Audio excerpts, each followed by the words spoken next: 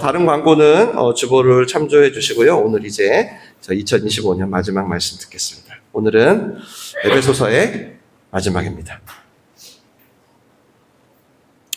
6장 10절에서 17절까지의 말씀입니다. 10절에서 17절 제가 읽고 여러분이 읽고 마지막 절은 같이 봉독합니다. 이는 하나님의 말씀입니다. 끝으로 너희가 주 안에서와 그 힘의 능력으로 강건하여지고 마귀의 관계를 능히 대적하기 위하여 하나님의 전신갑주를 입으라. 우리의 씨름은 혈과 육을 상대하는 것이 아니요 통치자들과 권세들과 이 어둠의 세상 주관자들과 하늘에 있는 악의 영들을 상대함이라. 그러므로 하나님의 전신갑주를 취하라. 이는 악한 날에 너희가 능히 대적하고 모든 일을 행한 후에 서기 위함이라. 그런즉 서서 진리로 너희 허리띠를 띠고 의의 호심경을 붙이고 평안의 복음이 준비한 것으로 신을 신고 모든 것 위에 믿음의 방패를 가지고 이로써 능히 악한 자의 모든 불화살을 소멸하고 구원의 투구와 성령의 검 곧 하나님의 말씀을 가지라. 아멘. 이는 살아계신 하나님의 말씀입니다. 오늘 영적 전쟁이란 제목으로 우리 에베소서 마지막 설교를 함께 나누겠습니다. 개인적으로 또 기회가 온다면 다음에는 제가 더 깊이 연구하고 묵상해서 여러분께 더 쉽고 재밌게 알려드렸으면 좋겠습니다. 구원이란 무엇인가, 또 구원받은 사람을 어떻게 사는 것인가를 돌아보면서 다시금 올 한 해 남은 한 주 그리스도 안에서 카이로스의 시간으로 보내시고요. 또 그리스도 안에서 또 새로운 2026년의 한 해를 시작하는 여러분 되시기를 바랍니다. 오늘은 지난 3주간 본 아내와 남편의 관계, 자녀와 부모의 관계, 종과 주인의 관계, 그 인간관계의 결론 부분입니다. 그리고 또 오늘 바울이 끝으로라고 하듯이 에베소를 향한 편지의 종착지입니다. 오늘의 제목은 영적 전쟁이고요. 용어가 다소 좀 낯설 수 있으시죠? 근데 이 표현은 이렇게 쉽게 이해하시면 돼요. 여태까지는 눈에 보이는 관계, 눈에 보이는 관계들을 이렇게 살펴봤다면 오늘은 좀 보이지 않는 관계를 다루는 거예요. 근데 바울한테는 이게 가장 중요했나 봐요. 영생을 선물로 받은 우리 크리스마스 때 들었지만 사람들은 누구나 자연스럽게 해야 되는 관계인데 마치 이 관계는 눈에 안 보이니까 좀 이렇게 앞에 다뤘던 아내와 남편, 자녀와 부모, 종과 주인의 관계는 사실 눈에 보이고 훨씬 치열하잖아요. 굉장히 치열하고 오히려 전쟁 같은 관계인데 그것들을 설명할 때는 오히려 피차 복종하세요, 죽게 하듯 섬기세요, 사랑하세요 그러더니 오늘이 이 눈에 보이지 않는 관계를 말할 때는 마치 바울이 지금까지 참았던 것처럼 굉장히 긴박하고 마치 군대의 5분 대기조처럼 싸워야 할 것 같은 어떤 전투적인 모습, 그런 모습으로 관계를 소개하고 있어요. 아마도 이유는요, 그 관계의 대상 때문인 것 같습니다. 또 이 보이지 않는 관계가 우리 모든 보이는 관계에 영향을 주는 절대적인 요소이기 때문인 것 같아요. 저도 이번에 이 설교 준비하면서 다시 점검했어요. 그러니까 저도 잊어버린 거죠, 한동안. 아, 맞다 하면서. 아, 맞다. 내가 너무 보이는 대로만 대했구나. 그만큼 자연스러운 관계인데 한편으로 눈에 안 보이니까 우리가 소홀할 수 있는 부분이에요. 오늘 이 영적 전쟁이란 뭘까 보면서 우리가 한 해를 마무리하고 또 새해를 시작했으면 좋겠는데요. 그럼 영적 전쟁이란 뭐냐? 오늘 우리가 성경에 읽었듯이 아주 간단하게 보이지 않지만 실제로 존재하는 사탄과의 싸움이에요. 근데 우리가 보이지도 않고 영적인 존재 사탄과 무슨 격투기를 할 건 아니잖아요. 왠지 영화에서 본 것처럼 뿔 달리고 동동동 떠다니는 존재랑 맞짱을 뜨거나 그런 건 아닌 거예요. 그거 생각하시면 안 돼요. 그런 게 아니에요. 그리고 또 왠지 속된 말로 영빨이 센 사람, 기도 많이 하는 사람들이 대표적으로 막 그 나쁜 악한 사람들과 싸우는 그런 것도 아닙니다. 이건 누구나 다 하는 거고요. 누구나 다 하는 거고, 그리고 대신 대상은 분명히 예, 악한 영, 사단이라는 존재와의 싸움이 있대요. 좀 더 쉽게 이해하시기 위해 제가 생각나는 장면은 뭐냐면 예수님이요 베드로한테 이 사탄아 물러가라 라고 얘기를 해요. 그거는 베드로가 사탄이란 얘기가 아니잖아요. 맞죠? 무슨 얘기죠? 너 지금 사탄이 좋아하는 생각을 가졌네. 너 나 지금 십자가 못 지게 하자는 거 아니야. 너 사탄이 좋아하는 가치관을 가졌네. 이런 뜻이잖아요. 곧 영적 전쟁은 예수님이 다시 오실 때까지 우리는 사탄의 미혹, 간계라고 나왔는데 미혹과 유혹을 받게 돼요. 이걸 안 받을 수는 없어요. 그걸 받을 때 그거에 맞게 우리 마음과 생각을 그리스도 안에서 지켜내야 하는 싸움이라고 생각하시면 됩니다. 사단의 방해와 유혹에 내 마음을 지키는 싸움. 그래서 오늘 10절에 보면은 우리 10절 한번 읽어볼까요? 10절 시작. 끝으로 너희가 주 안에서와 그 힘의 능력으로 강건하여지고. 이제 끝으로 바울이 말하는 거예요. 너희가 주 안에 있으면 사탄의 눈에는 너희가 보이는 게 아니라 주님이 보일 거라는 거예요. 너희가 주 안에 있으면. 그러니까 사탄은 너희가 주 안에 있으면 너희를 강제로 죄짓게 하거나 강제로 누구를 미워하게 하거나 너를 넘어뜨리거나 그럴 수는 없대. 우리가 주 안에 있어서. 그러니까 얘가 할 수 있는 일은 미혹이에요. 유혹. 야, 너 지금 주 안에 있는 거 아니야? 너 주 밖에 있어. 계속 이렇게. 자꾸 새 사람인데 너 새 사람 아니야? 옛 사람이야. 이렇게. 그렇게 해가지고 우리가 그 유혹에 넘어가서 스스로 죄를 짓게 하는 거죠. 그래서 주님과 점점 멀어지도록. 그러니까 영적 전쟁은 사실상 사탄과 맞짱이 아니라 사단의 유혹 속에서 나의 정체성을 지키는 싸움이라고 할 수 있습니다. 아셨죠? 그러니까 사단아 물러가라 이런 거 하지 마세요. 그거 하지 마세요. 그런 거 하면 더 좋아할 수도 있어. 얘가 나를 무서워하는구나. 얘가 나를 신경 쓰이는구나. 뭘 해야 돼요? 내가 주 안에 있다는 걸 확인하는 거예요. 내가 혹시나 유혹을 받을 때. 그 싸움이에요. 아셨죠? 하나님은 절대 여러분을 사탄처럼 이렇게 유혹하지 않습니다. 시험이라는 말이 나오긴 해요. 근데 그거는 아브라함처럼 믿음을 좋게 하기 위한 테스트예요. 영어로. 근데 사탄은 그게 아니라 템테이션, 유혹을 하는 거예요. 유혹. 그러니까 요셉의 형들이 요셉을 팔아버렸잖아요. 요셉이 미워서. 그거는 하나님이 시험하신 게 아니에요. 그 요셉의 형들이 사단의 유혹에 넘어간 거야. 그러니까 다윗이 밧세바가 목욕하는 장면을 보고 밧세바를 간음하고 범한 거는 하나님이 시험한 게 아니라 다윗이 사단의 유혹에 넘어간 거예요. 아셨죠? 하나님은 절대 우리를 이렇게 대하지 않아요. 그래서 영적 전쟁은 여러분에게 어떤 일, 어떤 관계, 어떤 사건이 벌어졌어요. 그럼 여러분 마음이 흔들리거든요. 여러분 마음이 진동해요. 그때 주 안에서의 모습이 나와야 되는데 주 밖에서의 모습이 나오는 거야. 그때 여러분이 주 안에서의 마음으로 지키는 거예요. 난 주님 안에 있어. 이런 상황에서 난 주님 안에 있어. 이렇게. 자, 11절을 한번 보겠습니다. 시작. 마귀의 간계를 능히 대적하기 위하여 하나님의 전신갑주를 입으라. 그래서 하나님은 이런 간사한 관계가 예수님 다시 오는 날까지 끊임없이 있을 거니까 너희가 강건하게 너희 삶을 지키기 위해서 전신갑주라는 옷을 입으라고 하세요. 많이 들어보셨죠? 진리의 허리띠, 의의 호심경, 호심경 가슴에 붙이는 거예요. 평안의 복음의 신, 구원의 투구, 믿음의 방패, 성령의 검. 이미지로 그려보면 마치 아이언맨 슈트 같기도 한데 그러나 이건 세상이 부러워하는 어떤 명품 구두도 아니고요. 어떤 값비싼 갑옷도 아니고 그냥 예수님의 옷이에요. 그래서 오늘 하나님의 전신갑주를 입으라고 하잖아요. 맞죠? 특징이 뭘까요? 자, 예수님의 무기니까 특징이 있어요. 예수님은 전쟁이나 폭력을 좋아하세요? 안 좋아하세요? 안 좋아해요. 오히려 굉장히 부정적이에요. 제자들은 예수님 천사들 보내서 십자가 뽑아버리고 로마 군대 쓸어버려요. 그래서 예수님 믿고 교회 다니는 사람만 잘 살게 해주세요 라고 하는데 이 사단아 물러가라 그러잖아요. 안 좋아해요. 비폭력. 그러니까 이 예수님의 무기는 대부분 뭐예요?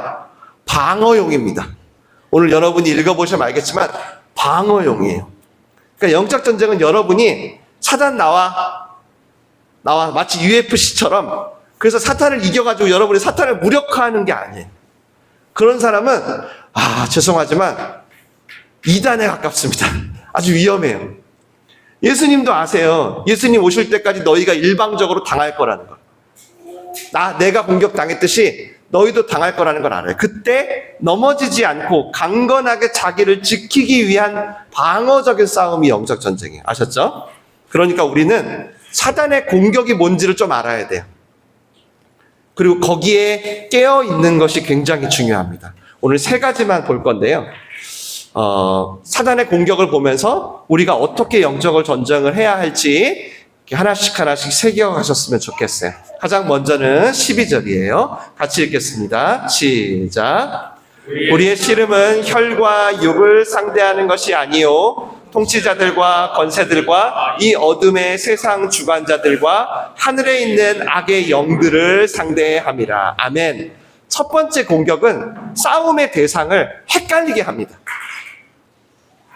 싸움의 대상을 사단은 사람 혹은 어떤 상황, 사건으로 대하게 해요. 그래서 그게 되냐 안 되냐에 따라 우리의 믿음이 흔들리게. 우리 찬송가 중에 마귀들과 싸울지라 죄악 벗은 형제여라는 찬송이 있어요.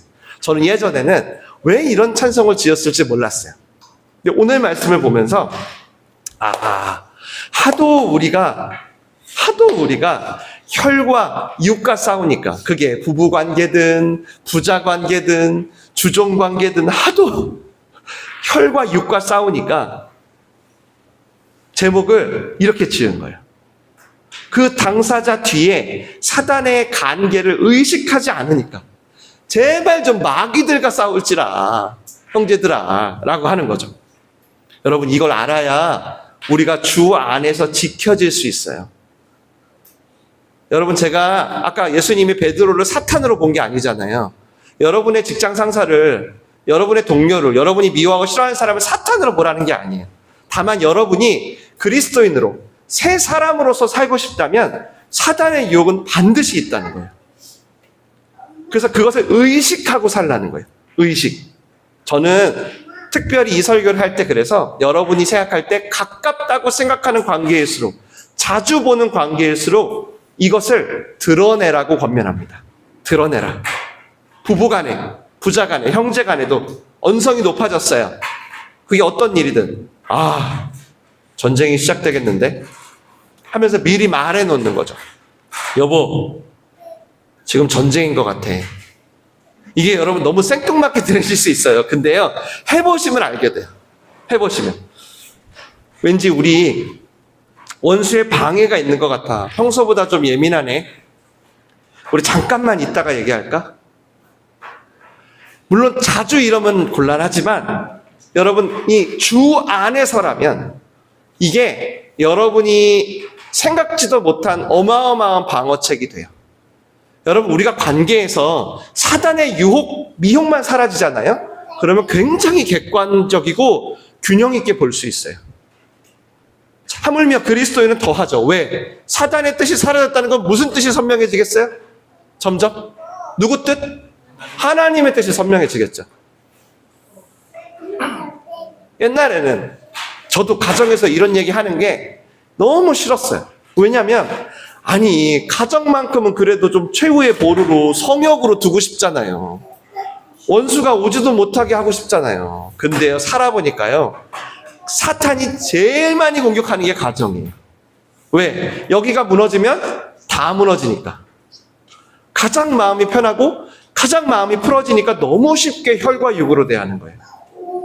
물론 여러분 가정 말고도 마찬가지예요. 여러분의 상대가 크리스찬이 아니어도 상관없어요. 혼자 이 싸움의 대상을 옮길 수 있으니까요. 여러분이 그렇게 하잖아요. 그러면 여러분 자신을 성찰하게 돼요. 내가 혹시 사단에게 열어준 틈은 없나? 그러니까 제가 좀 전에 말씀드렸다시피 당연히 하나님의 뜻에 가까워지죠. 제가 이런 얘기하면 가끔 말씀하세요. 아니 내가 전신갑주를 집에서도 입고 살아야 돼? 이해가 돼요. 이해가 되는데 여러분, 크리스찬은요, 갑옷을 입고 살아야 평안해요. 여러분, 세상이 생각하는 평안하고 달라요. 여러분이 그것이 너무 익숙하시면 마치 군복을 입고 자는 것처럼 자는 게 왜 이게 편하냐, 불편하지라고 생각할 수 있잖아요. 근데 여러분, 시간이 가면 갈수록 아실 거예요. 이게 훨씬 평안해요. 그냥 아무 생각 없이 있다 보면 사단이 반드시 여러분을 건드려요. 여러분이 안 건드린다고 걔가 안 건드리는 게 아니에요. 여러분이 크리스찬이라면. 누구나. 그래서 여러분이 집에서 그냥 마음 풀어놓고 편안하게 있다가 성질 한번 내봐요. 가족 간의 상처가 완전 깊어져요. 기대치가 서로 다 있어서. 그래서 여러분이 새 사람이 되었다면 가까울수록 영적 전쟁으로 받아들이는 게 좋아요. 그래서 가능한 관계라면 이것을 입으로 뱉어보세요. 상대가 뭐 이상한 소리 하고 있어, 미친 소리 하고 있어, 상관없어요. 제가 말씀드렸잖아요. 사단의 뜻이 안개가 가려지면 하나님의 뜻이 선명해져요. 상대가 어떻게 반응할지 하나님께 맡기세요. 내가 주 안에서 우리 가정을 지키고 내 관계를 지키고 싶다면. 두 번째 공격 14절입니다. 시작. 그런즉 서서 진리로 너희 허리띠를 띠고 의의 호심경을 붙이고 평안의 복음이 준비한 것으로 신을 신고. 아멘. 두 번째 공격은 보다 근본적인 공격입니다. 왜냐하면 의와 진리를 흔들어요. 의와 진리. 그러니까 진리의 허리띠를 매라. 의의 호심경을 가슴에 붙이라는 얘기는 사탄이 너희의 근본을, 뿌리를 흔든다는 거예요. 지금까지 저희가 에베소서를 보면서 에베소의 큰 주제가 뭐냐면 그리스도 안에서의 그리스도의 주되심, 그리스도가 나의 주인이고 그리스도가 교회의 주인이고, 그래서 우리가 그리스도 안에서 서로 연결되고 그리스도 안에서 옛사람의 습관을 벗고 새 사람을 입고 사는 장면을 봤어요. 그리고 교회에서뿐 아니라 이제 가정과 직장과 학교에서도 죽게 하듯이 하자고 했어요. 왜죠? 주님이 보스니까. 더 이상 인생의 주인은 내가 아니라 주님이시니까. 물론 이런 얘기를 세상은 비웃어요. 제가 복음을 전해보면요, 이제 청소년들도 복음학교 하겠지만 10명이면 9명은 비웃어요. 왜 비웃냐면 이렇게 얘기해요. 예수님이 주인이십니다, 당신의. 그게 복음입니다. 그러면 왜 예수님이 주인이냐는 거예요. 내 인생의 주인은 나지. 이렇게 얘기해요. 그리고 복음을 거절해요. 근데 아시죠, 여러분? 지금도 현실적으로 우리나라도 있어요. 존재해요. 저기 지방에 사탄교가 있잖아요. 사탄교 성경 1장 1절이 뭐죠? 1장 1절이 뭐예요? 내 인생의 주인은 나이다. 나이다. 이게 여러분 사단의 가장 근본적인 공격이에요. 그래서 진리, 예수가 주인인 것을 호심경, 가슴에 붙이라는 거예요. 허리에 매라는 거예요. 더 이상 나를 옛사람으로 살게 하는 유혹을 거절하라는 거예요. 여러분, 사탄은요, 하나님을 대적하긴 해요. 근데요, 사탄이 내 나라, 사탄의 나라를 막 만들고 그 세력을 늘리려는 마음이 있는 게 아니에요. 그런 싸움은 할 수도 없고 승산도 없다는 걸 알아요. 성경에 그런 얘기가 안 나오잖아요. 그럼 사탄의 본질은 뭐예요? 하나님의 자녀를 미혹하는 거예요. 그래서 하나님의 나라 못 들어가게. 그래서 여러분, 사탄은 한 번도 자기를 섬기라고 안 해. 대신 끊임없이 뭐라 그래요? 너 자신을 섬겨. 이렇게 얘기해요. 아니, 내가 너 하나님 섬기래? 내가 너 교회 다니래? 아니, 너를 섬겨. 네 걸 지켜. 이게 핵심. 네 자존심, 아유, 이 바보. 네 소유, 네 행복, 네 자녀, 네 미래를 제발 네가 지켜, 네가. 이게 사탄의 핵심이에요. 코어. 우리는 근데 여러분, 당장 눈앞의 일이 두렵단 말이에요. 매일 흔들린단 말이에요. 그러니까 이 유혹이 어떨까요? 너무너무 그럴듯하잖아요. 맞죠? 그러니까 우리가 정신을 바짝 차리지 않으면, 바울도 그래서 이걸 마지막에 얘기한 거예요. 모든 걸 내 중심으로 생각하고 내가 결정하고 싶단 말이에요. 그럴 때 마귀는 어떻게 하냐면 브라보! 박수 쳐요. 그리고 심지어 격려해줘요. 칭찬해줘요. 맞아. 네가 주인이야. 역시. 야, 그걸 뺏기면, 네 자존심 뺏기면 삶의 의미가 있냐? 왜 사냐? 네 권리를 주장해야지, 마땅히. 오케이. 계속 속삭여요. 저한테도. 끊임없이. 야, 네가 목사로서 야, 이런 대우를 받아서 되겠냐? 야, 너 잘하잖아. 계속 속삭여. 네가 주인이야. 계속. 그때 우리는 어떻게 해야 돼요? 의의 호심경. 이 허리띠는 무슨 뜻이에요? 중심은 왜 이렇게 했어요? 나의 주인은 내가 아니야. 나의 보스야. 나의 주님이야. 라고 해야 되는 거예요. 그게 영적 전쟁이에요. 주인 뺏기지 않는 거. 내 인생의 주인은 내가 아니야. 내 미래의 주인, 내 행복의 주인, 내가 아니야. 근데 그게 나의 복음이야. 아니, 어떻게 그게 기쁜 소식이야? 라고 세상은 비웃어요. 그건 불편한 소식이야. 굿뉴스가 아니야. 배드뉴스야. 아니야. 그건 나한테 굿뉴스야. 난 내가 내 인생의 주인이라면 나 너무 힘들어. 내 시간의 주인, 내 미래의 주인, 내 건강의 주인. 나 주님이 주인인 것이 훨씬 자유롭고 행복해. 라고 말해야 되는 거예요. 근데 이 싸움이 참 치열해요. 지난주 여러분 기억하세요? 상전에게 죽게 하듯 하라 그랬잖아요. 근데 만약에 여러분 그렇게 하는 이유가 단순히 그렇게 해서 상전의 인정을 받아서 내가 잘 먹고 잘 살기 위해서라면 어때요? 지난주 요셉 얘기했죠. 요셉이 엄청난 고난을 당하는데 그 고난 가운데서도 순종하고 성실하게 일해요. 근데 그렇게 성실하게 일했기 때문에 애굽의 총리가 된 거라고 한다면 어때요? 교묘하죠. 저와 여러분도 마찬가지예요. 어려울 때, 또 반대로 뭔가 일이 잘 될 때, 둘 다 경계해야 돼요. 누가 인생의 주인인가? 이 주대심을 지키는 싸움이 여러분의 영적 전쟁입니다. 세 번째, 마지막 16절, 세 번째 공격. 시작. 모든 것 위에 믿음의 방패를 가지고 이로써 능히 악한 자의 모든 불화살을 소멸하고 구원의 투구와 성령의 검 곧 하나님의 말씀을 가지라. 아멘. 세 번째 공격은 바로 불화살과 같은 공격이 있답니다. 옛날 성경에는 화전이라고 적혀 있어요. 불화살을 쏜대요. 그것은 쉽게 말해서 여러분 내면의 질서를 깨뜨리는 거예요.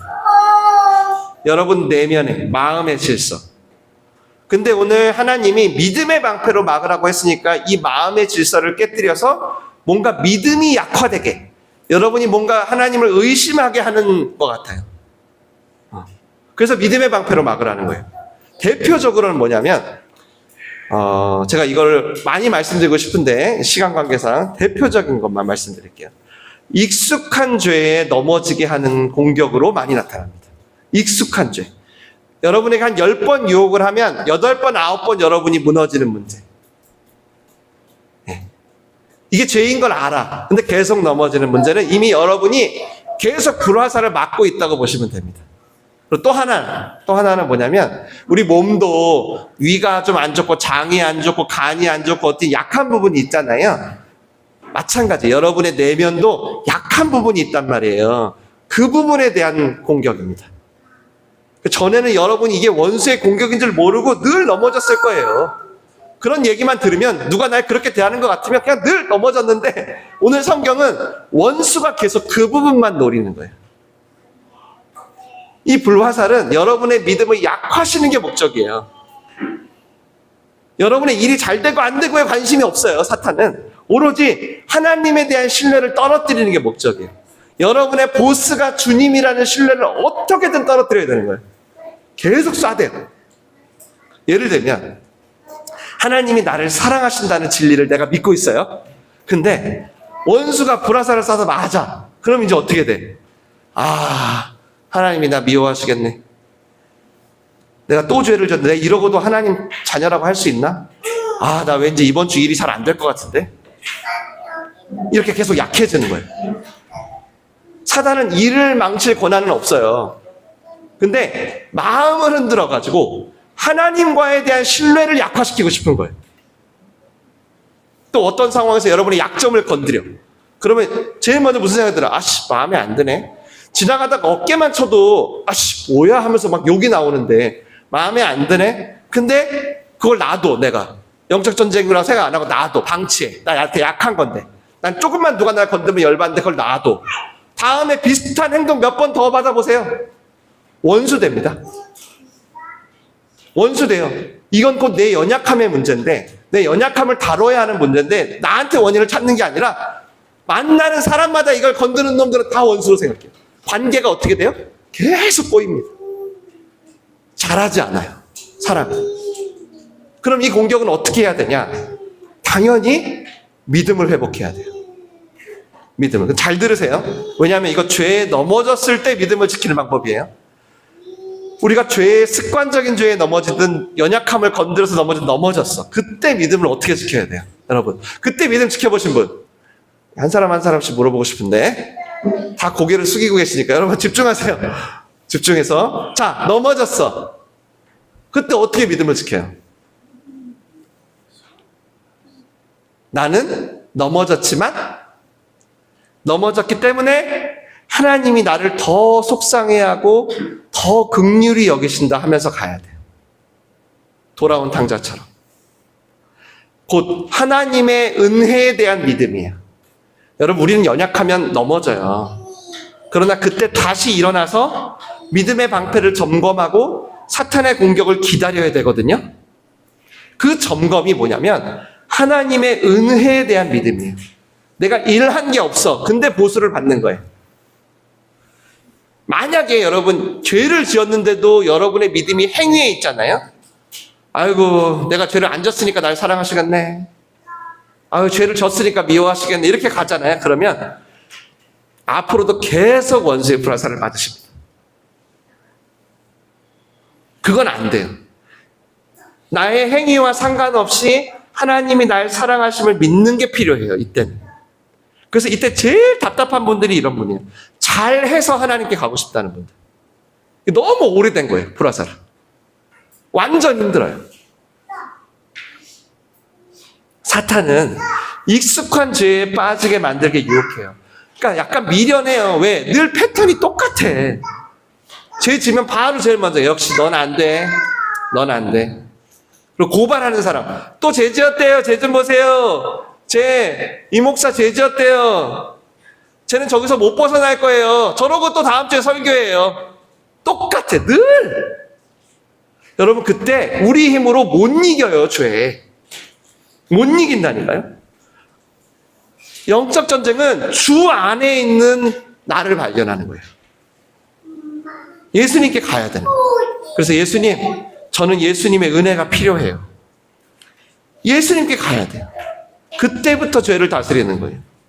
원래 우리가 그래요. 여러분, 믿음의 관계가 죄보다 커야지 죄를 다스리는 거예요.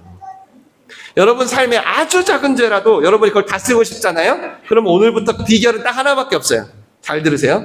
죄보다 훨씬 크고 튼튼한 관계를 예수님과 맺는 거예요. 여러분이 죄 나 다시 안 져야지 스스로 다짐하는 건 계속 불화살을 맞겠다는 거예요. 인간은 다 거기서 거기에요. 인간은. 저도 똑같아요. 다시 한번. 내가 삶에 죄가 있어. 근데 그걸 좀 다스리고 싶어. 뭐예요? 죄보다 좋고 튼튼한 관계를 예수님과 맺는 거예요. 그리고 여기 결정적인 방법이 바로 회개입니다. 회개. 제 경험을 말씀드릴게요. 지금도 그래요. 제가 사단의 습관적인 죄, 제 약점을 파고드는 어떤 공작 있잖아요. 이런 것들이 확 줄어들 때가 있어요. 안 느껴질 때가 있어요. 그때는 언제냐면 제가 진실로 회개를 할 때. 진실한 회개 한 번을 하잖아요. 확실히 사단의 이 불화설이 약해요, 저한테. 그러면 이제 사단이 그 방법을 안 써. 재미가 없는지. 안 건드려. 왜 그럴까요? 자, 제가 죄에 넘어졌단 말이에요.